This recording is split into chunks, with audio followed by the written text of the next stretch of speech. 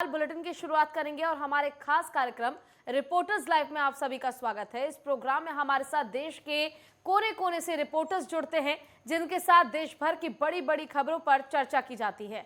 तो इसी पर ज्यादा जानकारी के लिए हमारे साथ हमारी संवाददाता ईशा ठाकुर पंजाब से जुड़ चुकी है। ईशा, आपसे जानना चाहेंगे पंजाब में आज क्या कुछ बड़ी खबरें, क्या कुछ महत्वपूर्ण रहने वाला है दिन भर?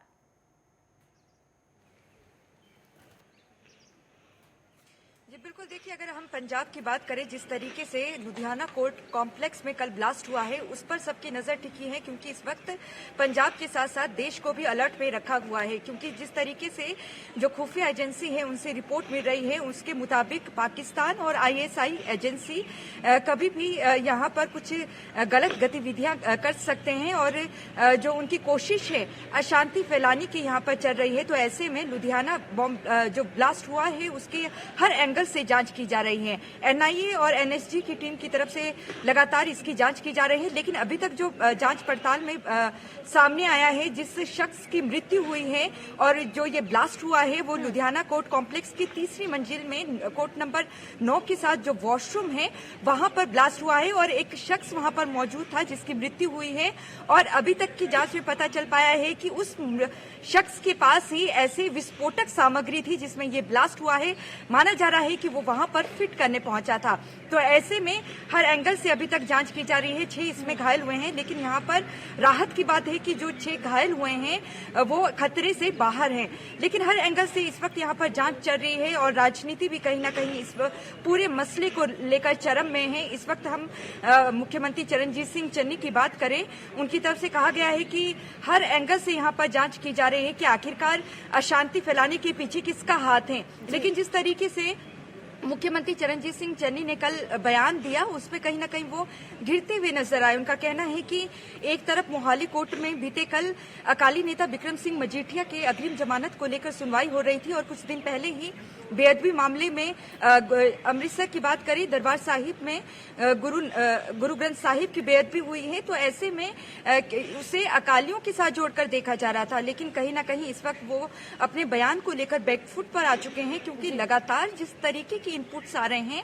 और यहाँ पर देखिए आईबी का कहना है कि समय समय पर रेगुलर बेस पे पंजाब सरकार को ये इन्फॉर्मेशन दी गई थी कि कभी भी यहाँ पर जो पाकिस्तान है और आईएसआई एजेंसी है यहाँ पर कुछ गलत कर सकता है, आतंकवादी गतिविधियां यहाँ पर हो सकती हैं, ताकि पंजाब का माहौल खराब किया जा सके, क्योंकि चुनाव काफी नजदीक है। लेकिन यहाँ पर कहीं ना कहीं कानून व्यवस्था चरमराती हुई नजर आ रही है और एक फेलियर कहा जा सकता है कि कानून व्यवस्था को यहाँ पर सुरक्षित करने में और कानून व्यवस्था बनाए रखने में कहीं ना कहीं सरकार नाकाम साबित हुई है। फिलहाल जो केंद्र की एजेंसी है और पंजाब की, वो मिलकर इस पर काम कर रही है और आरडीएक्स क्या था उस शख्स के पास या नहीं, ऐसी क्या विस्फोटक सामग्री थी, उसके हर एंगल से यहाँ पर जांच की जा रही है। दूसरी बड़ी खबर की बात करें, अकाली नेता की बात करें बिक्रम सिंह मजीठिया की, उनकी अग्रिम जमानत पर आज मोहाली कोर्ट में सुनवाई होनी है। सुनवाई में पूरी रिकॉर्ड्स को लेकर रिकॉर्ड मंगवाया गया है और पंजाब सरकार को भी आज के लिए नोटिस हुआ था। तो ऐसे में देखना होगा क्या मोहाली कोर्ट से उन्हें अग्रिम जमानत मिलती है या नहीं। आज प्रेस वार्ता की गई मुख्यमंत्री चरणजीत सिंह चन्नी से, उनका कहना है कि ये पूरे मसले की अगर हम बात करें 6000 करोड़ ड्रग्स का मामला है और कांग्रेस की तरफ से बदले की कार्रवाई नहीं की गई है, बल्कि पूरी जांच पड़ताल के बाद जो अकाली नेता हैं बिक्रम सिंह मजीठिया, उनके खिलाफ मामला दर्ज किया गया है। लेकिन इसी के साथ देखिए 2017 विधानसभा चुनाव के दौरान अरविंद केजरीवाल की तरफ से अपने तमाम भाषणों में जो बिक्रम सिंह मजीठिया हैं उन पर आरोप लगाया जाता था कि वो नशे के सौदागर हैं। तो लेकिन 2018 में जब चुनाव खत्म हो गया उसके बाद उन्होंने माफी मांगी, माफीनामा जारी किया और बिक्रम सिंह मजीठिया से माफी मांगी। उसी मुद्दे को उठाया है मुख्यमंत्री चरणजीत सिंह चन्नी ने आज। उनका कहना है केजरीवाल को पूरी पंजाब की जनता से माफी मांगनी चाहिए। अरविंद केजरीवाल की बात करें, वो इस वक्त अमृतसर में मौजूद है, सीधे गुरदासपुर रवाना हो रहे हैं। आज उनकी वहां पर गुरदासपुर में हनुमान चौक पर एक बड़ी रैली होने वाली है। वहां से अरविंद केजरीवाल ने निशाना साधा है कि पंजाब में काफी कमजोर सरकार है जो आपसी लड़ाई में ही इस वक्त व्यस्त है। यही वजह है कि इस तरीके की आतंकवादी घटनाएं यहाँ पर हो रही है। अरविंद केजरीवाल ने बॉम्ब ब्लास्ट तक इसे करार दे दिया है जो लुधियाना कोर्ट कॉम्प्लेक्स में हुआ है। ऐसे में ये जो मामला है, अगर हम बात करें जो लुधियाना में कल देखने को मिला, राजनीति चरम पर है, लेकिन यहाँ पर केंद्र और जो राज्य सरकार है दोनों को मिलकर चलना होगा ताकि ऐसी घटनाएं दोबारा ना घटित हो। जी बिल्कुल ईश्वर, जिस तरह से लुधियाना कोर्ट में ये ब्लास्ट हुआ, इससे साफ तौर पर लॉ एंड ऑर्डर पर सवाल खड़े होते हैं। अब देखने वाली बात होगी कि आखिर जांच में आगे और क्या कुछ निकलता है। तमाम जानकारी के लिए आपका बहुत बहुत शुक्रिया। दिल्ली से हमारे साथ हमारे संवाददाता अजय चौहान लाइव जुड़े हुए हैं। अजय, आपसे जानना चाहेंगे राजधानी में आज दिन भर क्या कुछ खास रहने वाला है, क्या कुछ महत्वपूर्ण खबरें आपके पास?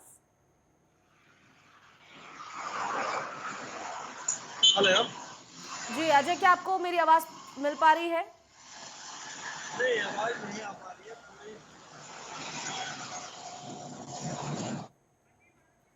चलिए अजय के पास दोबारा रुख करेंगे, लेकिन उससे पहले उत्तर प्रदेश का रुख कर लेते हैं। उत्तर प्रदेश से हमारे साथ हमारे संवाददाता प्रदीप आनंद श्रीवास्तव जुड़े हुए हैं। प्रदीप, आपसे जानना चाहेंगे उत्तर प्रदेश में आज क्या कुछ खास रहने वाला है पूरे दिन भर? देखिए, अगर हम बात करें तो आज उत्तर प्रदेश में एक बड़ी खबर अभी कुछ देर पहले निकलकर सामने आई है। ओमिक्रॉन और कोरोना के बढ़ते हुए संक्रमण के मद्देनजर 25 तारीख से पूरे उत्तर प्रदेश में नाइट कर्फ्यू का ऐलान मुख्यमंत्री योगी आदित्यनाथ ने कर दिया है। अगर हम बात करें तो ये 11:30 बजे से लेकर सवेरे 5:30 बजे तक इस नाइट कर्फ्यू का जो है पूरी तरह से पालन करवाया जाएगा। कहीं ना कहीं जो बढ़ते हुए संक्रमण थे उसको देखते हुए राज्य सरकार काफी चिंतित थी और स्वास्थ्य सचिव ने ये निर्देश जारी किया योगी आदित्यनाथ के कहने पर। अब हम खबरों की तरफ बढ़ते हैं। आज उत्तर प्रदेश को बहुत बड़ा एक सौगात मिलने जा रहा है। 8 जिलों में जो आयुष अस्पताल हैं 50-50 बेडों के, उनका जो है लोकार्पण खुद मुख्यमंत्री योगी आदित्यनाथ अयोध्या से करने जा रहे हैं, जिसमें केंद्रीय आयुष मंत्री और प्रदेश के आयुष मंत्री दोनों लोग शामिल होंगे।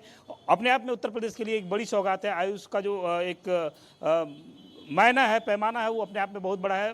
भारत के इतिहास में भी आयुष को बहुत बड़े स्तर पे दर्शाया गया है। अगर हम आगे बढ़ते हैं तो वहीं आदित्यनाथ आज बहराइच में रहेंगे, जहां पर वो जन विश्वास यात्रा के माध्यम से जनसभा को संबोधित करेंगे। चौथे खबर की बात करें तो कानपुर में जो समाजवादी पार्टी के जो एमएलसी हैं उनके भाई को जो रेड पड़ी थी उसमें करीब 68 करोड़ रुपए की अघोषित धनराशि जो है नगद कैश में बरामद हुई है, जिसको लेकर अब जो विपक्षियों ने सवाल उठाने शुरू किए थे इनकम टैक्स के छापे पर, अब उनका जो है मुंह बंद हो गया है। भारतीय जनता पार्टी ने इस पर पलटवार करते हुए बताया है कि सच्चे का बोलबाला, झूठे का मुंह काला। तो ये 4-5 बड़ी खबरें हैं जहां आज उत्तर प्रदेश में सुर्खियां बनी हुई हैं और उत्तर प्रदेश में आज नेटवर्क 10 की नजर इस पर बनी हुई है।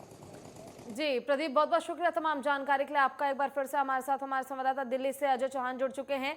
अजय, क्या कुछ महत्वपूर्ण आज दिन भर राजधानी में रहने वाला है?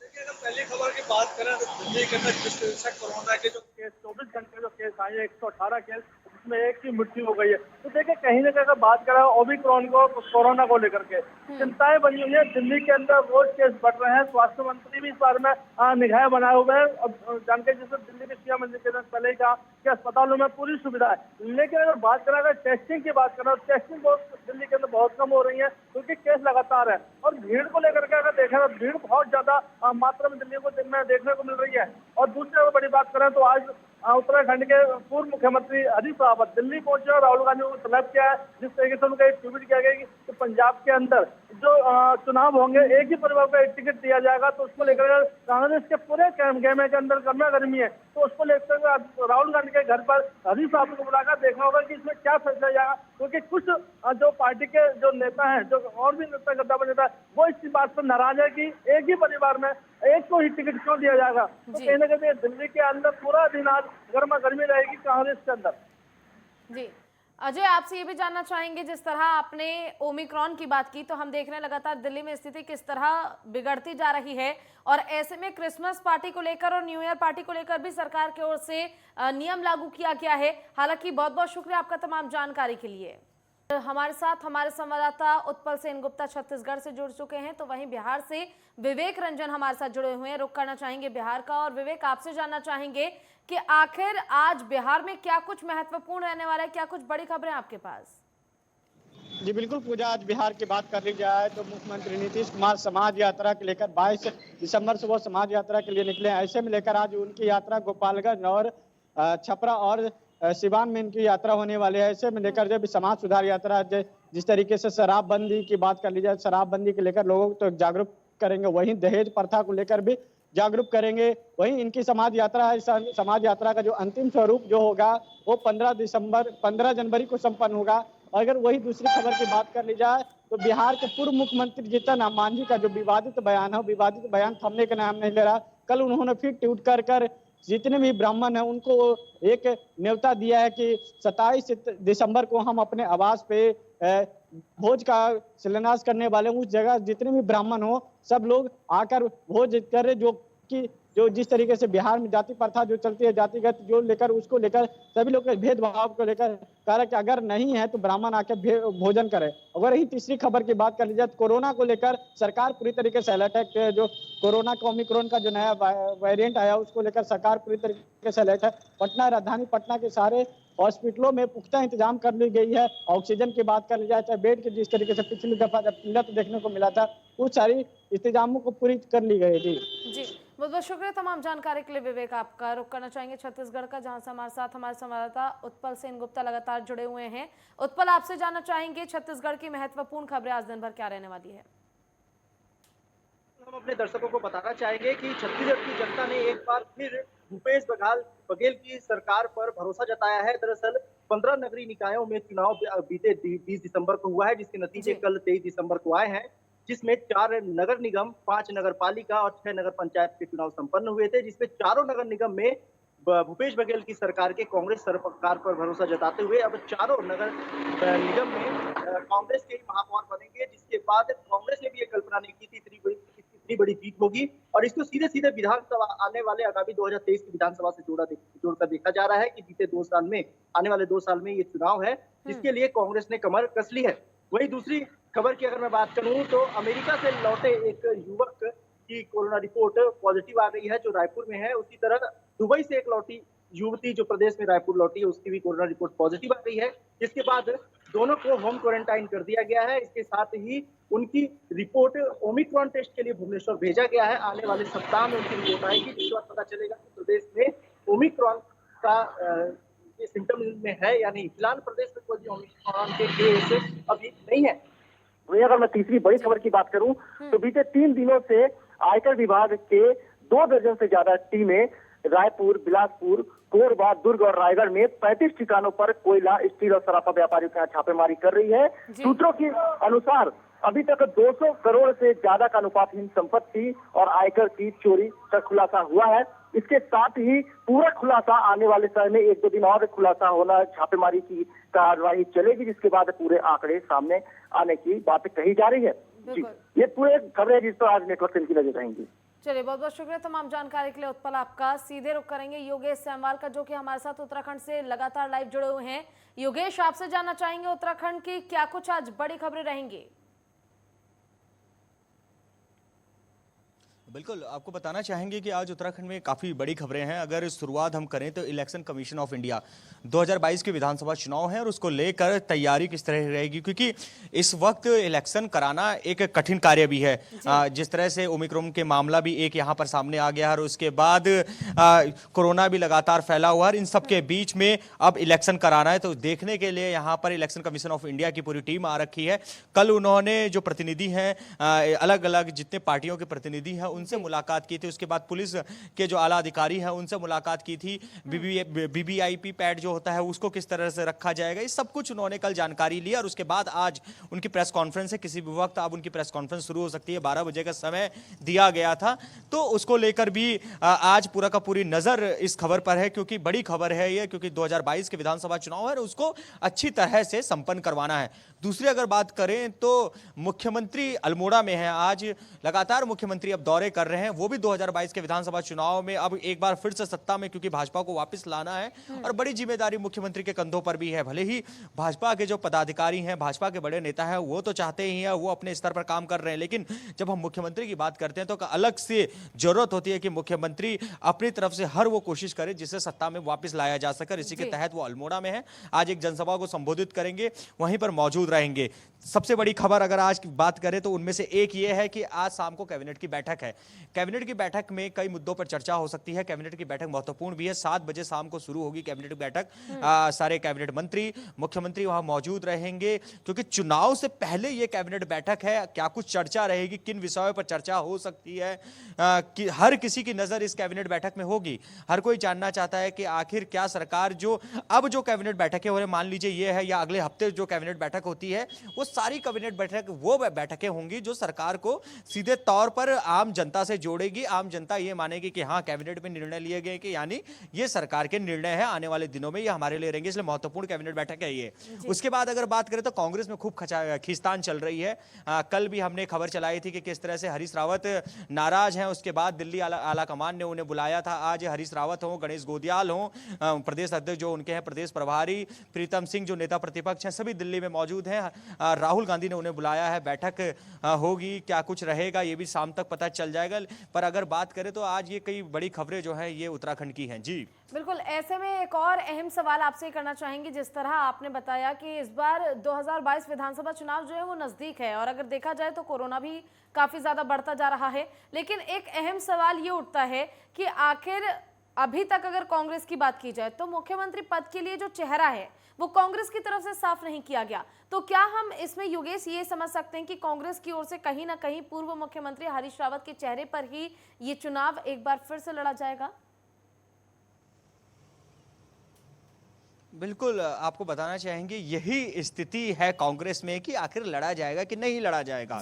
जहां एक दल लगातार कह रहा है कि हरीश रावत के ही नाम पर चुनाव होना चाहिए। कल राज्यसभा सांसद जो हैं अजय टम्टा, उन्होंने भी माफ कीजिएगा, उन्होंने भी ये कहा था कि चुनाव बिल्कुल उन्हीं के नाम पर होना चाहिए, जो प्रदीप टम्टा उन्होंने कहा था। और उसके बाद अगर बात करें तो और भी कई बड़े नाम हैं जो चाहते हैं कि मुख्यमंत्री का चेहरा घोषित कर दिया जाए। लेकिन दूसरी तरफ एक बड़ा धड़ ऐसा है जो चाहता है कि पहले चुनाव हो, हम जीत कर आए, और उसके बाद जो है मुख्यमंत्री का जो भी चेहरा होगा, जो भी केंद्रीय जो नेतृत्व चाहेगा उसको चेहरा बनाया जाएगा। और इसी को लेकर नाराजगी चल रही है। हरीश रावत नाराज हैं। प्रदेश अध्यक्ष कई बार इस बात को कह चुके हैं कि चेहरा तो जरूर होना चाहिए, क्योंकि और जिस तरह से लगातार ये सब चल रहा है, इतना तो जरूर है कि 22 के चुनाव है, कांग्रेस को थोड़ी सी ये आस जरूर लग रही है कि हम सत्ता में वापसी कर सकते हैं। और इन सब के बीच में ये जो चल रहा है, ये खींचतान चल रही है, नुकसान भी कांग्रेस को पहुंचा रही है। लेकिन चेहरा क्या होगा, नहीं होगा, हो सकता है 1-2 दिन में ये क्लियर हो जाए। बिल्कुल योगेश, ये तो देखने वाली बात होगी कि आखिर इलेक्शन से पहले कांग्रेस का चेहरा कौन होता है, जिस पर विश्वास करके जनता कांग्रेस को चुनेगी।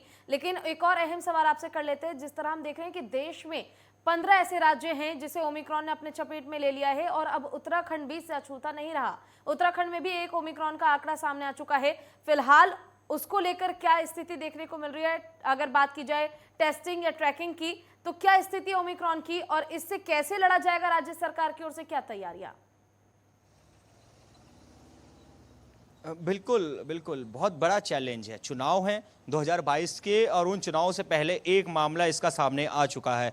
इस मामले में सबसे जरूरत यह है कि सरकार क्या कर रही है, जो स्वास्थ्य विभाग है वो क्या कर रहा है। क्योंकि अभी फिलहाल तो ऐसा लग रहा है जैसे कि उत्तराखंड का स्वास्थ्य विभाग या सरकार मान चुकी है कि यहाँ पे अब कोरोना के मामले नहीं है, जबकि कल 32 से ज्यादा मामले यहाँ पे सामने आए हैं। बिल्कुल एकदम मान चुकी है, टेस्टिंग एकदम लो हो चुकी है, लोग आराम से घूम फिर रहे हैं। जो थोड़ा बहुत बंद था, अगर बात करें कोरोना का कर्फ्यू का, वो भी खुल चुका है। ये सभी चीजें अभी ओपन है यहाँ पर। और सबसे बड़ी बात है कि क्रिसमस है, न्यू ईयर है, बहुत बड़ी संख्या में क्रिसमस न्यू ईयर पे बाहर के राज्यों से लोग यहाँ आते हैं, मसूरी में आते हैं, नैनीताल में आते हैं। तो चैलेंज इतना बड़ा है प्रशासन के सामने कि इससे निपटना होगा। अगर नहीं निपटे तो हो सकता है आने वाले दिनों में मामले बहुत ज्यादा बढ़ जाएं। ये सबको देखना होगा। लेकिन इतना जरूर है कि अब सुनने में आ रहा है कि कर्फ्यू शायद एक और जो रात को नाइट कर्फ्यू है वो लगने जा रहा है। न्यू ईयर हो सकता है कि कर्फ्यू में जाए।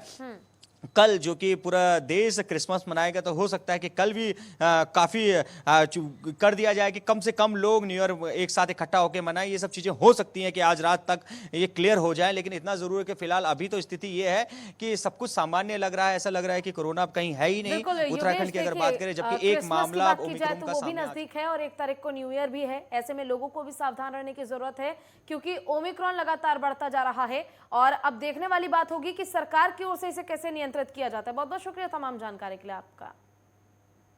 और इसी के साथ फिलहाल के लिए रिपोर्टर्स लाइव में बस इतना ही। जय हिंद।